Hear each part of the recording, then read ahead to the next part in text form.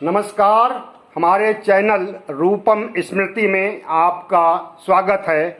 मैं हूं रामचंद्र मौर्य। साथियों, मेरी बेटी रूपम मौर्य आज के दिन ही मेरठ मेडिकल कॉलेज में उसको मैंने एडमिट किया था कोरोना वायरस के इलाज के लिए। आज 1 साल पूरे हो गए। 24 मई 2021 को ठीक 12 बजे आज के दिन मैं उसको लेकर के ओला गाड़ी से मेरठ के लिए रवाना हुआ था और लगभग 2 बजे मेरठ मेडिकल कॉलेज में उसे भर्ती किया गया। मेरी बेटी टीबी से पीड़ित थी और उसकी कमजोरी की वजह से उसकी शारीरिक क्षमता कम हो गई थी, रोग से लड़ने की क्षमता कम हो गई थी। इसलिए उसे कोरोना हो गया। और जबकि मैं हमेशा उसके साथ में रहता था, उसको उठाना बैठाना, बाथरूम ले जाना, सब कुछ मेरे ही हवाले था। उसकी माँ नहीं है, उसकी माँ से हमारा संबंध विच्छेद 2006 में ही हो गया था। तो माँ और बाप दोनों की भूमिका में मैं था। आज के दिन जब उसे एडमिट किया गया तो उम्मीद थी कि हमारी बेटी स्वस्थ हो जाएगी और लौट करके आएगी। इंटर्नशिप कर चुकी है, bachelor of fashion technology Kangra NIFT से कर चुकी है। यूनाइटेड कलर्स ऑफ बेनेटन से गुड़गांव से उसने इंटर्नशिप भी पूरी कर ली है और नौकरी के लिए कई जगह आवेदन कर रखी थी। आवेदन जहाँ जहाँ की थी, लगभग हर जगह से उसे नौकरी पर बुलाने के लिए कॉल लेटर आए, कंपनियों से फ़ोन आए, बेनेटन से भी फ़ोन आया। लेकिन हमारी बेटी इस दुनिया में नहीं रही। 2 जून 2022 को, पिछले साल कोरोना की लहर में, दूसरी लहर में, आज जब 1 साल पूरे हो रहे हैं तो हमारी बेटी हमारे जेहन में समाई हुई है। और वैसे तो वो हमेशा 24 घंटे हमारे जेहन में रहती है और हम तो समझते हैं कि हमारी बेटी मरी नहीं है, बल्कि हमारे दिल दिमाग में, हमारे खून में, हमारे सीने में समाई हुई है और वो हमेशा हमसे साक्षात्कार करती रहती है, हम उससे साक्षात्कार करते रहते हैं। जैसा कि बाप बेटी 22 साल तक एक दूसरे के पूरक रहे हैं, सुख दुख में, पढ़ाई लिखाई में। हम दोनों लोग सिर्फ बाप बेटी ही नहीं थे, बल्कि एक अच्छे दोस्त भी थे। कभी भी कोई छोटी सी बात न वो छिपाती थी और न मैं छिपाता था। एक दोस्त की हैसियत से, एक बाप बेटी की हैसियत से हम दोनों एक दूसरे से जुड़े हुए थे। और उसका एक सपना था कि फैशन इंडस्ट्री में कुछ ऐसा करना जो अलग हट करके हो और रचनात्मक काम हो। उसने बोला था, पापा मैं 3-4 साल तक नौकरी करूंगी और उसके बाद अपनी ब्रांडिंग होगी, अपना ब्रांड होगा और हम घर में बैठ करके या मार्केट में ऑफिस लेकर के काम करेंगे। दुनिया के देशों के लिए हम काम करेंगे, इंडिया में रह करके। और एक समय आएगा जब हमारी कंपनी बुलंदियों पर होगी और हम कैरियर के बुलंदियों पर होंगे। लेकिन उसका सपना धरा रह गया। उसने ये भी कहा था कि पापा आपके नाम से RCM ब्रांड हम बनाएंगे, जो कि फैशन डिजाइनिंग क्षेत्र में एक प्रमुख नाम होगा। और सिर्फ नाम ही नहीं होगा बल्कि काम भी होगा, हम काम भी करेंगे। और पूरे जोश खरोश के साथ हमारी बेटी गाजियाबाद के सन वैली इंटरनेशनल स्कूल से 2016 में जब पढ़ाई पूरी की थी तो उसके कैरियर के कई रास्ते खुले हुए थे। लेकिन वो फैशन इंडस्ट्री में जाने के लिए इच्छुक थी और उसकी इच्छाओं को देखते हुए मैंने उसे निफ्ट के टेस्ट में बैठने की अनुमति दे दी। और वह बगैर कोई पढ़ाई किए, बगैर कोई पुस्तक खरीदे, उसने निफ्ट का एग्ज़ाम क्लियर किया। इंटरनेट पर कुछ पढ़ाई करती थी, बाकी मैंने कोई किताब नहीं खरीदी थी। किताब खरीदने का और पढ़ाई करने का उसके पास अवसर नहीं था। इसके बावजूद उसकी रैंक अच्छी आई और उसका एडमिशन तो दिल्ली में भी हो जाता, लेकिन मैंने उसे कांगड़ा में एडमिशन दिलाया, क्योंकि कांगड़ा की आबो हवा ठंडी होती है और उसे स्किन की प्रॉब्लम थी। स्किन की प्रॉब्लम के चलते मैंने सोचा कि 4 साल तक बेटी हमारी पहाड़ों पर रहेगी, वहाँ के आबो हवा में रहेगी, तो निश्चित रूप से हो सकता है कि उसकी स्किन प्रॉब्लम भी शांत हो जाए। लेकिन जैसा मैंने सोचा था वैसा कुछ भी नहीं हुआ। पढ़ाई भी पूरी हुई, अच्छे नंबर भी आए। और एक बात और बताना मैं भूल गया, जब वो सनवैली स्कूल से 12वीं की पढ़ाई की थी तो उम्मीदों के विपरीत अधिक से अधिक नंबर उसके आए। खास करके इंग्लिश सब्जेक्ट में 99% हासिल किया था मेरी बेटी ने। उस समय principal ma'am Preeti Goyal Times of India, Hindustan Times और दिल्ली के कई अंग्रेजी हिंदी के अखबारों में एक विज्ञापन दिया था और उस विज्ञापन में मेरी बेटी का नाम टॉप मोस्ट पर था। उसकी फोटो के साथ छपा था अखबारों में कि इस लड़की ने 99% नंबर हासिल किया। सीबीएसई की वेबसाइट पर मैंने देखा तो पता चला कि जिन बच्चों को 95% से अधिक मार्क्स मिलते हैं उनकी कॉपी 5 बार जांची जाती है और उन 5 एग्जामिनर्स के नाम दिए जाते हैं वेबसाइट पर। मैंने देखा तो उसकी कॉपी भी 5 बार जांची गई थी और 5 बार उसे 99% नंबर दिया गया। अपनी हॉबी के अनुसार उसकी कला में, आर्ट में, फैशन में बहुत हॉबी थी, बहुत कुछ करना चाहती थी और उसकी कला तो देख करके आप दंग रह जाएंगे। आपकी पोर्ट्रेट, आपकी फ़ोटो, आपकी स्केच वो आपके खड़े रहने या बैठे रहने पर बना दे और आप दुनिया के सारे लोग कहेंगे कि ये आपकी फ़ोटो है और किसी बड़े आर्टिस्ट ने बनाई। और स्कूल में पढ़ाई के दौरान जो उसे आर्ट की बुक मिलती थी उसके बाएं तरफ चित्र पहले से बना होता था और दाहिनी तरफ उसे बनाना होता था। तो जो दाहिनी तरफ चित्र बनाती थी वो बाएं तरफ के चित्र यानी ओरिजिनल चित्र से भी ज़्यादा अच्छे और प्रभावी होते थे।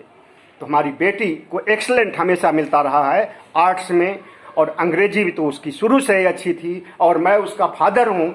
हमारी इंग्लिश अगर अच्छी होती तो शायद मैं आईएएस की पोस्ट पर होता। हमने 1984 में आईएएस प्रीलिम्स की परीक्षा भी पास की थी, लेकिन कई कमियां ऐसी थी जिसकी वजह से मैं आईएएस नहीं बन पाया। उसमें सबसे बड़ी कमी थी अर्थाभाव, पैसे की कमी और दूसरी कमी थी इंग्लिश। इंग्लिश हमारी अच्छी नहीं थी। हाई स्कूल तक इंग्लिश पढ़ा था मैं, उसमें हमें 42% अंक मिले थे इंग्लिश में और उसी बाप की बेटी ने 99% नंबर हासिल किया इंग्लिश में 2016 में 12वीं की परीक्षा में।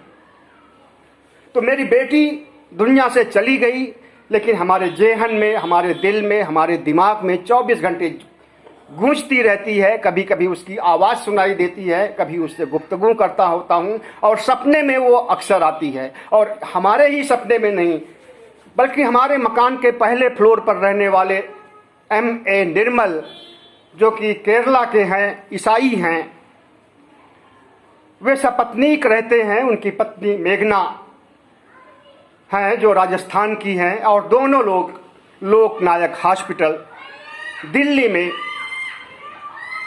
नौकरी करते हैं। तो एक दिन, अभी थोड़े समय पहले की बात है, हमारी बेटी का फ़ोन आता है, मर चुकी है लेकिन उसका फ़ोन आता है M.A. निर्मल के पास और वो कहती है, अंकल पापा से बात कर लीजिए, पापा की तबीयत कैसी है, पापा कैसे, पापा क्या कर रहे हैं, दवाई खाने में लापरवाही तो नहीं करते हैं। सुबह सुबह फ़ोन आया निर्मल का, उन्होंने कहा आज आपकी बेटी ने हमें बोला है आपका हाल चाल जानने के लिए। मैंने कहा वास्तव में जो मैं सोचता हूँ कि हमारी बेटी मरी नहीं है, हमारे सीने में कैद है और हमें तो लगता है कि हमारे आसपास में, हमारे घर के आसपास में वो है और हमारी हरकत पर, हमारी हर हरकत पर, हमारी नब्ज पर, हमारी गतिविधियों पर, हमारे कल्चर पर और हमारी सेहत पर नज़र रखे हुई है। अक्सर वो सपनों में मिलती है, लेकिन मरने की बात नहीं होती सपनों में। हमें पता भी नहीं होता है सपने में कि इसकी मौत हो चुकी है। कभी कांगड़ा से फ़ोन करती है, कभी दिल्ली से फ़ोन करती है, कभी मेट्रो से फ़ोन करती है, पापा कैसे हो, पापा अपना ध्यान रखना।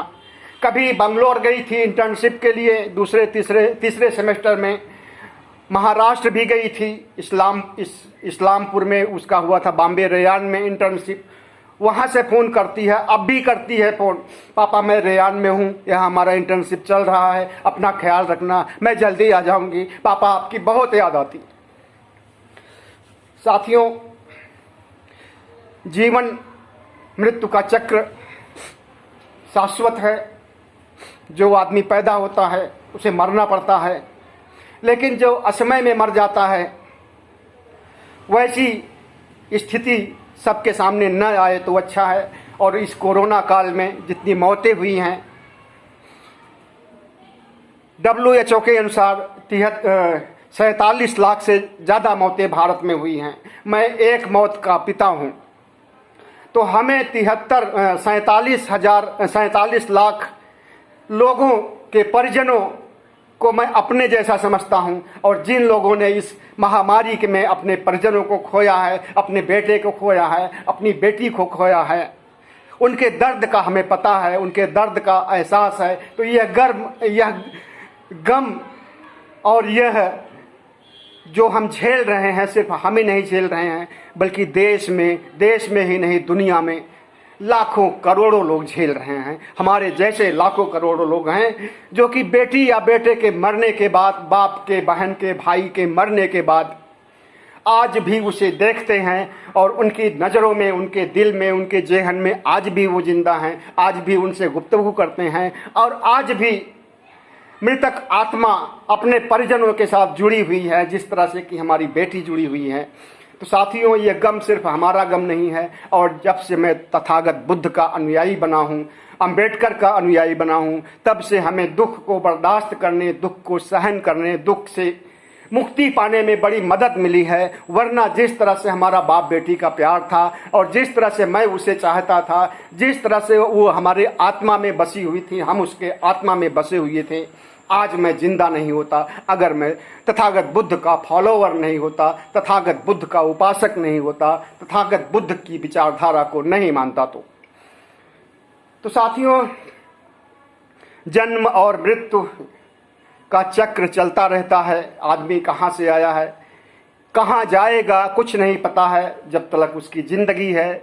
जब वो कभी भ्रूण था, भ्रूण से शिशु हुआ, शिशु से बालक हुआ, बालक से युवा हुआ, युवा से जवान हुआ, प्रौढ़ हुआ, वृद्ध हुआ, और वृद्ध होने के बाद अगर कोई देह त्याग करता है, या उसका निर्वाण होता है, या उसकी मृत्यु होती है, तो कोई खास कष्ट नहीं होता, बल्कि प्रकृति के नियम को मान करके इसे बर्दाश्त कर लिया जाता है। आपको बता दें कि मेरी माँ 88 साल की हो गई हैं और अभी इस दुनिया में जीवित हैं, और वे डंडा हाथ में लेकर के चलती हैं, टहलती हैं, पूरे मोहल्ले का ख्याल रखती हैं, और सबको याद करती हैं। कभी पहचान पाती हैं हमें, कभी नहीं पहचान पाती हैं। हमारा एक भाई मर चुका है, जब जाता हूँ मैं उनसे मिलने के लिए प्रतापगढ़, तो हमारी माँ कहती हैं तुम अमरचंद हो? मैं बताता हूँ नहीं, मैं रामचंद्र हूँ। अच्छा, अमरचंदवा कहाँ है? अरे अमरचंदवा काम धाम कहीं करत हो, अपन मस्त है, खेलत है, खात है, कोई दिक्कत नहीं है, अमरचंद ठीक है, ऐसे मैं बोल देता हूँ। और उन्हें बहुत राहत मिलती है इस चीज़ से। उन्हें ये पता नहीं है कि अमरचंद 2017 में ही इस दुनिया से जा चुका है। जबकि जिस समय अमरचंद की 7 अक्टूबर 2017 को देहांत हुआ था, दिल्ली में ही हुआ था, इलाज के लिए आ रहा था, इलाहाबाद से दिल्ली आ रहा था, और रास्ते में ही वो सीरियस हुआ, और उसे मैंने, उसके साथ छोटा भाई दीप चंद मौर्य साथ में था, लेकर के आ रहा था। और जैसे ही यहाँ मैक्स हॉस्पिटल तक पहुँचते हैं हम लोग, उसकी हालत बहुत ख़राब हो जाती है। हालांकि तब तक वो जीवित था, लेकिन मैक्स के डॉक्टर हाथ खड़े कर देते हैं इलाज करने से, क्योंकि कुछ ही पल में उसकी मौत होने वाली थी। हम लोग उसको लेकर के राम मनोहर लोहिया की तरफ भागते हैं, और जैसे ही कनाट प्लेस की पहुँचते हैं, उसी समय लगभग 6 बजे हमारा भाई दुनिया से चला जाता है। और तुरंत मैं गाड़ी वापस ले लेता हूँ और अपने घर पर आता हूँ। यहाँ पर व्यवस्था करके, हमारे घर में पीजी चलता था, बच्चे रहते थे, नौकरी करने वाले, पढ़ने वाले, सबकी व्यवस्था करके मैं गाड़ी ले करके फिर उसकी लाश को, उसके पार्थिव शरीर को ले करके इलाहाबाद गया। और वहाँ पर माँ को दिखाया गया था। उसे जाते समय मैंने कहा माँ ने पैदा किया है, उसे दिखाना जरूरी है। दिखाया गया था, लेकिन हमारी 87 साल की माँ को अभी याद नहीं है कि वो अमरचंद हमारा भाई जो है, चौथे नंबर का भाई, वो दुनिया में है कि नहीं है। उनको यही लगता है कि है, और हम लोग भी अब यही माहौल बनाए हैं कि उनको कभी पता नहीं चले कि वो नहीं है।